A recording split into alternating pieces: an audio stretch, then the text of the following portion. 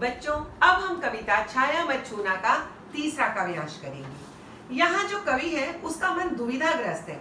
उसे समझ नहीं आ रहा कि जीवन में उसे सफलता मिलेगी या नहीं मिलेगी, और इसीलिए वह अपने आप को हतोत्साहित अनुभव कर रहा है। दुविधा हत साहस है, दिखता है पंथ नहीं। दुविधा हत साहस, जब साहस होते हुए भी व्यक्ति दुविधा में हो, पंथ रास्ता। कि यहाँ पर कवि ये कह रहा है कि जीवन में आने वाली बाधाओं के कारण सारा साहस ही नष्ट हो गया है और आगे बढ़ने का कोई मार्ग दिखाई नहीं दे रहा।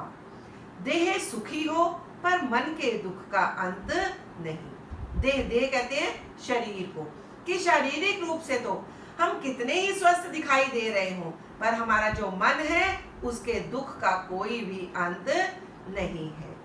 दुख है ना चांद खिला शरद रात आने पर। अब क्यों दुखी हो रहा है वो? क्या दुख उसको सता रहा है कि खुशी का अवसर आ रहा है, लेकिन अभी भी मुझे वो खुशी नहीं मिली है। कि मेरा शरीर तो सुखी है पर मेरे मन के अंदर जो दुख है वो समाप्त नहीं हो रहे। दुख है ना चांद खिला शरद रात आने पर। अब दुखी होने का और क्या कारण है कि सर्दी की रात तो आ गई, लेकिन शरद पूर्णिमा आने पर भी अभी तक चांद नहीं खिला। और ये एक जीवन का बहुत बड़ा विरोधाभास है। जिस प्रकार क्या हुआ जो खिला फूल रस वसंत जाने पर, जैसे बसंत ऋतु बीत जाने पर फूल खिल भी गया तो उसका कोई लाभ नहीं है। कि जीवन का वासंतिक अच्छा समय बीत गया और उसके बाद अगर लाभ प्राप्त हुआ जो कि समय पर प्राप्त नहीं हुआ, तो भी जीवन में निराश नहीं होना चाहिए।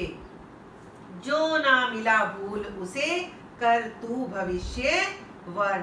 कि जीवन में निराश ना हो, जो नहीं मिला उसे छोड़ दो और उसे भूलकर आने वाले समय को संवारने का प्रयत्न करो। जीवन में हमेशा ही आशावादी विचारधारा को अपनाकर अपने कर्म करते रहना चाहिए। छाया मत छूना मन होगा दुख दूना। बीती हुई बातों को याद करने से कुछ भी नहीं मिलता। बीता हुआ समय जीवन के लिए सीख और वर्तमान जीवन की वास्तविकता और भविष्य जीवन की कल्पना है। इसलिए जो बीत गई वो बात गई, उसे याद नहीं करना चाहिए।